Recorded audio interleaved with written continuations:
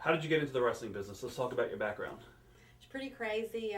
My husband, Steve McMichael, that was an all-pro defensive tackle. He retired, and during that period of time, I would always do stuff for Steve and get in his appearances and all that.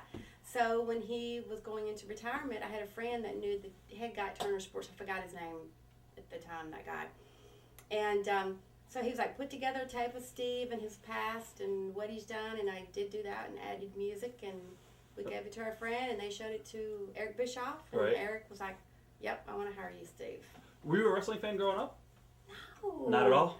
No, it's funny because I left Alabama after college and became a flight attendant with American Airlines, and that's how I met Steve McMichael at the airport. Wow. So I never really, and we grew up sort of poor, so we didn't really, we just, my daddy worked at a foundry, my mother was a nurse, and we lived on 10 acres, and so I didn't really, wrestling was not, I had 3 brothers, but they were more into car racing. Now, you were in beauty pageants growing up too, right? Yeah, I did a lot of pageants, and that's probably why now, like, people all make fun of me because my posture, so. Perfect. And I can't change it. They think I'm sitting uncomfortable, but that's just what I train myself. Well, that's a good thing. Yeah, that is a good thing. I'm trying to be taller, but I can't get there. I'm only 5'5". Right. Have you ever dated any other athletes before Steve, or? Steve 1 or Steve 2? Steve 1. Oh, yeah, that's right. See, I have to History say, of Steve's. Yeah, I have to go Steve 1 or Steve 2. Right. So, Steve Steve won. 1? Yeah. Actually, my boyfriend in college played football for the Crimson Tide for Bear Bryant Right. back in the day. So I've always been attracted to big football player type guys. Now, you studied acting too, right? Yes, I lived in New York for a couple of years and studied at Lee Strasberg. I'm a method actor. So I wanted to do soap operas, but I didn't know my life was going to be in the soap opera. Be careful what you wish for. I was going to say that. Yeah, so that's what I really, and if you think about wrestling, that's like a male soap opera. Basically. And you get to still perform and walk out on the stage and people yell your name and, it's like a theater. What was it like to date an NFL player?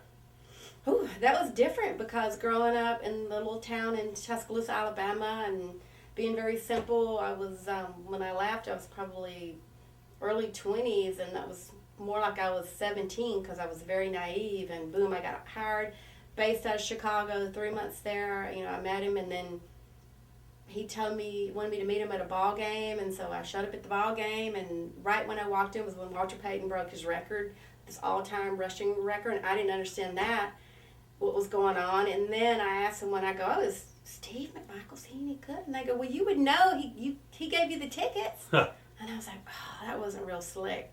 All right. So then I turned really red. I was embarrassed, and I remember I used Walter Payton's cell phone that day. I had to call. Back then we had beepers for work, and he beat me, and I just didn't realize how famous these people were back then. And I thought, oh, you just go to the Super Bowl every year. That's pretty cool. Right. But now I know better. Do you have any good Walter Payton stories? No, because pretty much like the defensive line hung together, so we were more with Dan Hampton and Richard Dent. Mike Ditka, I think. Yeah, Mike Ditka was always around us. I mean, I have wonderful stories, as in one time we were all in Berlin for a preseason game, and the whole defensive line was there, and you can imagine, they were the best defensive line ever. Yeah. These huge guys, and we drank, and then we had the kicker with us who was trying to hang with the big guys. Right. And so they were all drinking all the liquor out of the cabinets in the whole bar. There was no liquor left in the bar. And all of a sudden, Kevin Butler, the kicker, is just sitting there, and all of a sudden he just gets sick, like all over himself, on Mike Ditka, and then we had to all carry him up there. Well, I didn't. The defensive players had to carry him up to his room because he couldn't hang with the big guys. How crazy was Mongo back then on the road?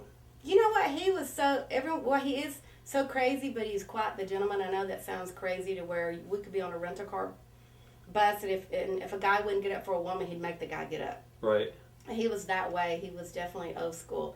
But he was really fun, and I think I learned a lot from him on how to entertain and how to be quick-witted, and he's so smart. He could tell you dates of history, anything about math, trig, whatever, and you would not know that about Steve McMichael. Very, very intelligent, but quick-witted, and he was always really good to take me into the business with him, like for his sports shows. Right. He would always have me there with him and add me into the show because he just knew I like to show dog. Were you ever worried about him being on the road by himself as far as like cheating and all that stuff, or was it something that you When guys... it was weird with the NFL, we really were never apart. I always went to training camp with Steve. Right. As refrigerator Perry's wife would too. We were the only two wives, and our husbands wanted us to go. Wow. So I was really never not with him. I would take him to the airport when he would travel. He would come back on the charter plane the next night, and I'd pick him up at 3 or 4 in the morning because I knew he's hurting. Right. And he's sore, and he's been drinking, and so we were never. It was really a calm life. How about William Perry? What was he like outside? He was fun. Actually, his wife, she was visiting me in Alabama for 3 days. But, really fun. That man could drink some beer, like a case, Right. after the game. And he was really fun. I remember one of my memories, we used to be really good friends with Jim Belushi, the actor. Right. Huge Bear fan. So he would, it was really close to Steve McMichael. And one time after a game, we were at this blues bar, and I wished we had this on tape because William's drunk, singing the blues.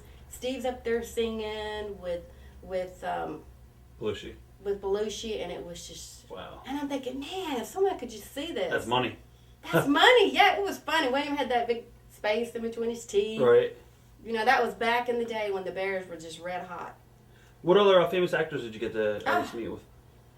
I met so many famous people. I mean, it's amazing how many people I've met, especially, through the NFL and then wrestling. But the NFL, I remember one story. One time, Jimmy was working with the White Horse Production, and they had a huge show out in Vegas for all their actors and all their movies that year. Right. So he had Steve and I. Steve had knee surgery, so they had Steve and I go on the charter plane with them. It was like 4 727s. They had chartered for all the movie stars. And we were sitting on there, and I was going, oh, my gosh, there's so-and-so, there's so-and-so. Huh. And I'm thinking, oh, everyone's going to think I'm a movie star, too. I was like in my 20s, and I was like, oh, yeah. So then I remember we got off, they had limos, and we went there. It was like doing a big theater convention. Wow. And then we were all there, sitting right there with all the... it was so many. I forgot what year it was, but it was every star that worked for White Horse Production. Wow. Mega stars. What was it like going to the Super Bowl? What was that like? Oh man, I wish I could just go back and redo that again. I would have definitely done it differently. I remember we were there, and the night before the Super Bowl, I was out on Bourbon Street with my cousin, and then I got up that morning. I remember Star Magazine. Remember they would do a thing what the stars are wearing, and they had my picture for what I was wearing to the Super Bowl, my purple leather, North Beach leather outfit back in the day. And I remember that morning, all the wives we were taking showers, and the whole hotel ran out of hot water. Had to take a cold shower. I was like, ah! But then we got to the game. Of course, our tickets are right there, 50-yard line, and, it was a blowout. It was a great game. And then we got back. Actually, I walked to the stadium and walked back to the hotel, and then we had this gigantic party. With just movie stars everywhere there, and we were there, and, Mike Ditka was so drunk and just laughing, and I still have pictures of him with a big cigar hanging out of his mouth, and just everyone just hooping and screaming. And then the next day we got on a charter 747, and then this was unbelievable. They shut down the whole expressway. Wow. from the airport to downtown Chicago, and then people were hanging over the road. This is for the parade then, right? Oh yeah. Right. Oh yeah, and then to go downtown, it was like something out of a movie scene. The fans were crazy. The fans had confetti coming out of the high-rise buildings. That's cool. And it was just like a dream. And we had 3 buses, and the fans were just packed on us. Like, I thought someone was going to get killed. This one lady, I can still see her. She jumped up on the bus, and she was like, her hands was like that. Right. And her purse was dangling on the wiper blades. And then finally, it was just, I can't believe, the buses finally had to stop. Then the players got out at the top. Through the window, right. that thing at the top, so they could wave to all the fans, and it was just like a movie set. Sounds pretty cool. It was, and I was so young back then, I didn't appreciate it like I would now. Right. Did any of the other players ever hit on you? No. Everybody's respectful and all? Oh, very respectful, yeah, because I don't think you'd want to piss off another NFL player. Right. Yeah, I think that'd be, especially Steve McMichael, that could bench press like 540 pounds. Right. What do you remember about Mongo being contacted by WWE for WrestleMania, I believe 11? Let's see. Who was in that one, 11? Lawrence Taylor. Okay, that's right. Because I remember the one where the fridge was in. Don't you remember that one? Yeah, the Battle Royal he was in. Yeah, that one. That was like in 87, something like that. It was the 80s. This will be the 4th. Yeah. So the one I remember with Lawrence Taylor and all that. Yeah, Steve was so excited, and I remember Steve, think, what was it, the Warrior? Steve Ultimate really Warrior. hit for real. You know, he got so worked up. Right. And Steve didn't realize it's not an NFL football game. And I remember he really hit him for real hard. Hit the Warrior for. Like, just jacked him up. I mean, if someone could go back and retrieve that video file. Right. He hit him hard. I mean, it really, yeah. Was it a fist or was it a just tackle type deal? It was a tackle. Wow. Oh, yeah, because I remember going, Did anything happen backstage after the match? no. No. Because they knew, they knew Right. these are NFL players, and they're just doing what they know how to do. Exactly. Did you have any interaction at all with Vince back then? Just when we were out there in Sacramento, I remember saying hi, blah, blah, blah, And I remember all the way back, they were trying to get William Perry to sign a contract and be in a pay-per-view for Vince. Right. And I remember they called me up to try to talk Sherry into talking William into it. Right. But Sherry, I couldn't talk her into it. She didn't want him in the business. Yeah, I couldn't talk her into it.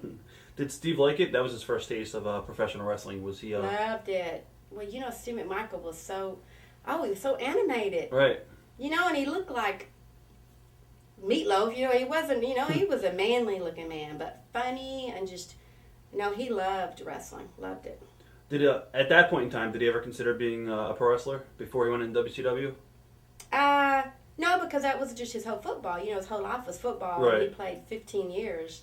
And then when he retired was when he really wanted to work for Vince. Right. But they never offered him a contract. And then I knew the person there at Turner Sports. And Yeah, we'll get That's definitely how it jumping went. into that right now, actually. But was there ever concern when he did those angles that he'd get injured at all, or? I never even thought about it. Right. I think I guess I knew Steve had such a high pain tolerance.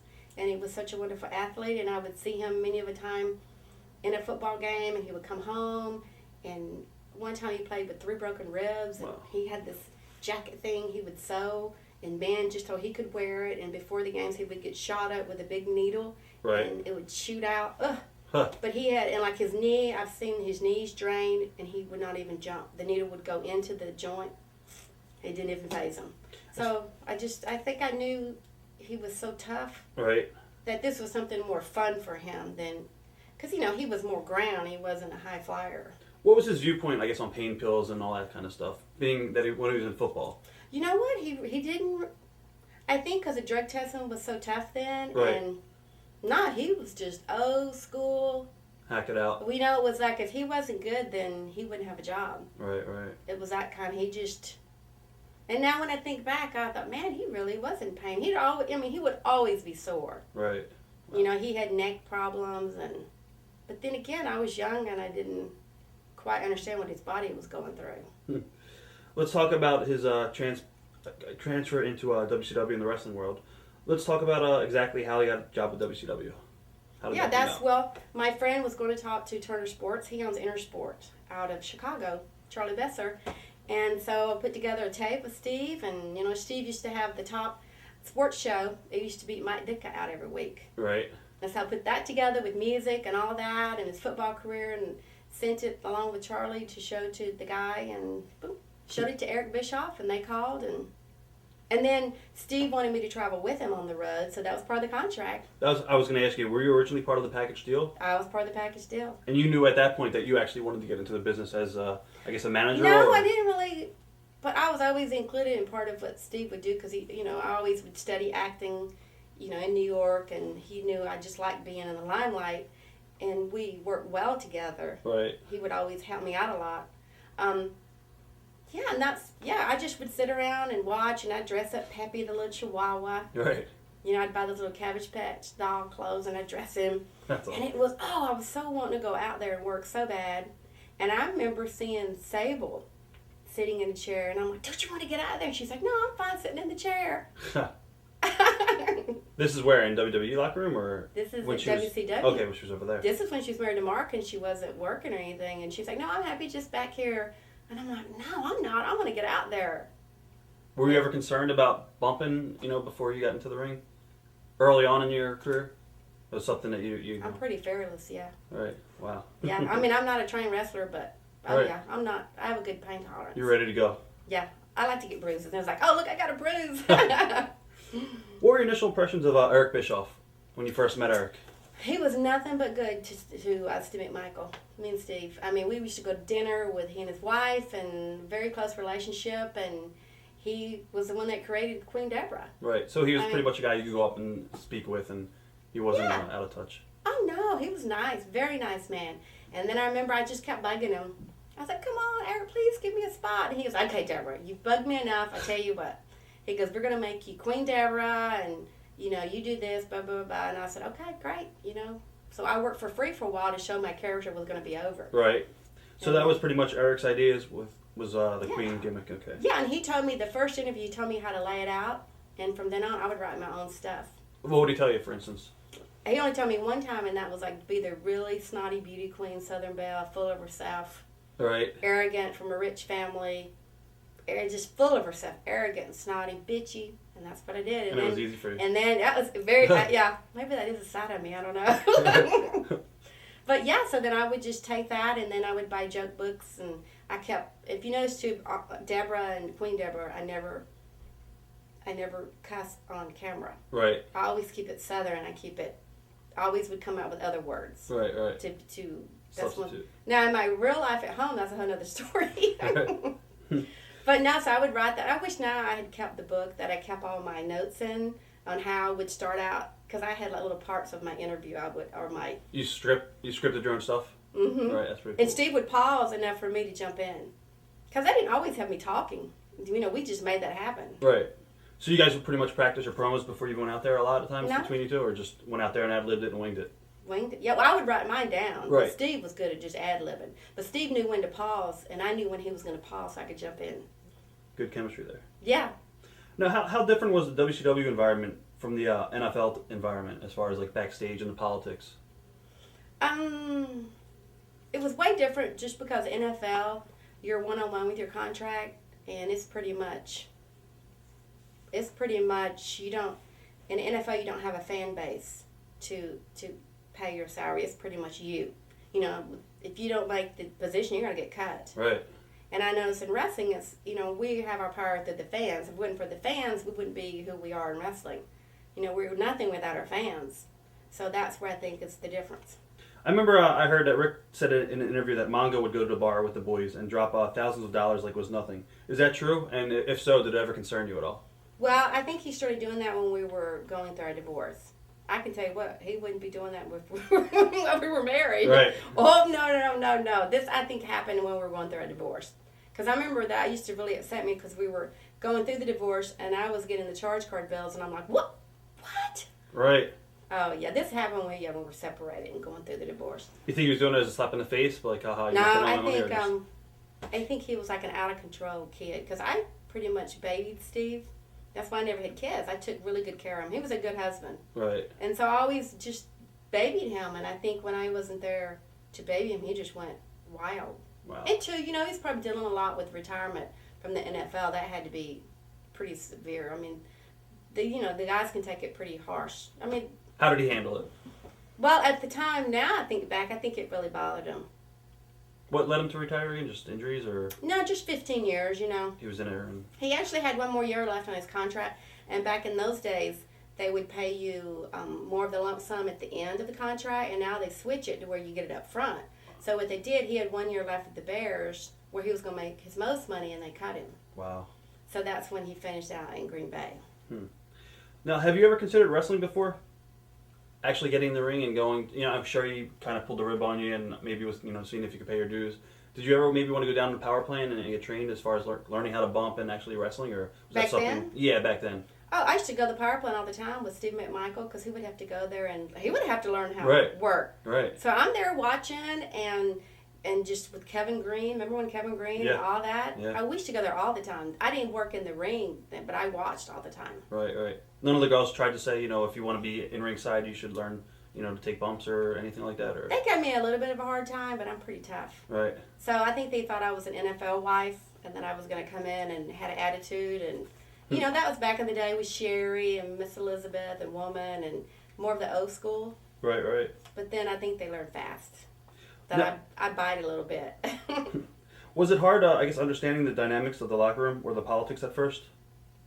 Because it was a different world to you at all? No, I think because I was used to dealing with tough women, being someone married to someone in the line like the Chicago Bear wife, and been living in Chicago, and I had to get really tough skin. Right. So then, and dealing with NFL wives, oh my gosh, they're tough. Easier. They are tough. Harder than the wrestlers, I guess. They're harder. Yeah. For you, was it, a full-time gig at first, or was it just part-time when you went with him on the road? Oh, no, it was all. It was full-time? Yeah. Okay. What was the biggest preconceived notion you had about wrestling in your mind before you got into it? It seems weird. I never really had a thought about it. That's probably what made me more creative, because I thought outside the box. I know there's guidelines and even to this day, I still just play by my own set of the rules. I think it makes it more interesting, more creative. And I just didn't realize there was this whole etiquette thing going on behind the scenes, and I didn't. Who sparked you up to that? As far as what, going up to the girls and shaking hands and the guys, is that what you mean? Or? No, just how it worked. I learned a lot at WCW. Go ahead. And I would just, if I had, a problem with someone, I really would speak my mind. Right. I really have been known not to hold back. Who smartened you up as far as the etiquette and said, maybe took you on the side and said, this is what you need to do to get over with the other people in the locker room? Probably Miss Elizabeth. She did? Okay. Yeah, I think her, yeah. Would you consider her your mentor in the wrestling world as far as female talent goes? Or? I think Medusa, too. Medusa traveled with us a lot, too. Boy, she's tough, too. Oh, yeah. Medusa's tough. I know her very well. Remember we went on the WCW bike ride? Yes. I remember I bitched about that. I was like, oh, Steve, I don't want to go. That's going to be boring. I had the best, that was the most fun for all those 3 days going right. to Sturgis. Hog Wild. Yeah. Right. And they taped, it's so fun. I still remember Medusa with her leather on and her boobs hanging out, bending over this bike, and just guys were about to have a wreck passing her. And, and Steve was on his Harley, and I can't believe we didn't have a wreck, because he'd go about 100, and I had like a little bitty German helmet on. Right. I thought it was going to protect me. And then I remember he had a gun, and we were out in somewhere in Colorado where we were, because I think we left from there and went down to Denver on the bikes. Right. And then he was just shooting out in the field. Driving the bike like 80 miles an hour, shooting his gun out in the field. I don't know if he shot a cow or what. I don't know. Sounds like fun. Now, with the other girls in the locker room, did you ever sense any jealousy early on from any of the girls? When you first, came? Yeah, I always felt, especially when you're coming from the NFL, I was just used to people being jealous because, you're an NFL wife, and they think at first you don't belong in this world. What girls in particular, I guess, did you sense jealousy from? A lot of people said that Kimberly Page was always jealous of other girls' success. Did you see that as well, or? No, I always got along, but I have a good knack of getting along with especially strong women. I prefer strong women over weak women, and all the women in wrestling are strong, so I really got along with them. It was the NFL wives that were weak I didn't get along with. Those, ugh. Right. As far as like the wrestling people in the locker room, what girls, did you sense any jealousy from any of the girls at all? No. I think at first they know how to take me, with right. all of them. And then they learn my personality, and they learn I'm pretty tough, and in this world, that the wrestling, you have to show that you're tough. You're one of them, and then you get respected that way. How bad were you hit on, I guess, by maybe wrestling fans after you first started going on TV? Well, as Queen Debra, though, I was really hated. Right.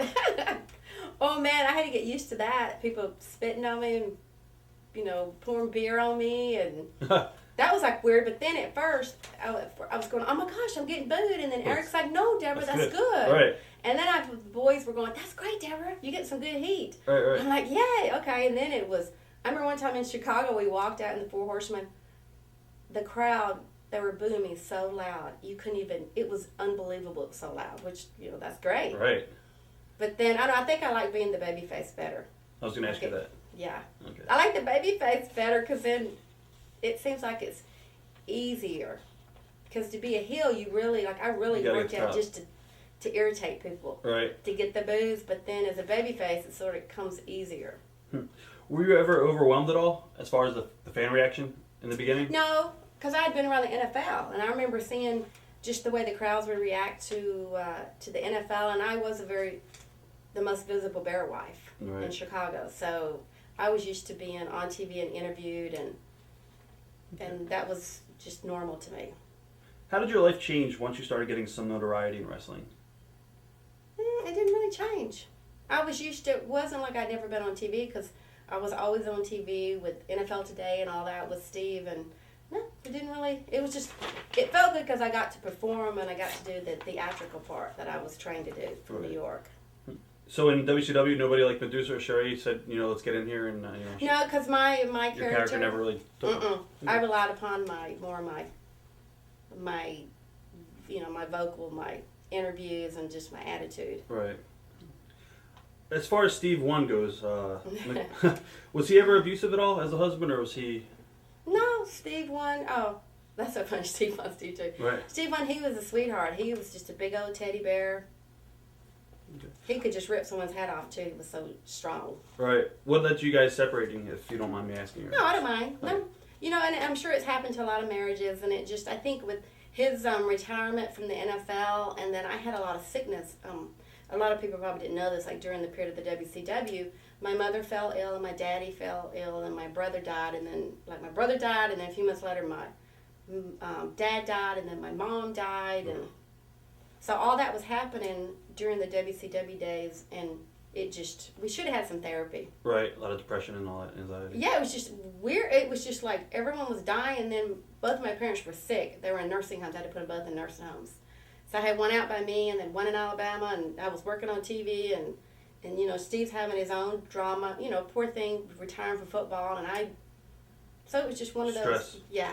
Gotcha. A lot of guys look at Mongo as a goof. Did you ever sense that? No. Well, yeah. I think he played it off really well. Like you guys would have loved it. He was like the life of the party. Right. And he is so smart and intelligent. And that's what people didn't know about him. Highly. I forgot what his IQ is. He is a very, very intelligent man. Do you guys remain friends to this day, or? No, we got divorced and he got remarried in 2000, and now he has a little baby girl, so I'm happy for him. Right. And no, I haven't spoken with him since 98, I think. Wow. Yeah. Was it hard to travel so closely and work so closely with him on the road? Did that hamper your relationship at all, or? No, we were used to being together. Okay. I think what hampered it is just all that death and sickness in my family. Right. Do you ever think that maybe he resented you at some point, or no? No, he was never like that. Okay. He was the kind of guy to where he was not jealous at all. Oh. He knew he had you. Yeah, he knew, and he was, I could wear whatever I wanted to, and he would help me to go to another level. He was very helpful.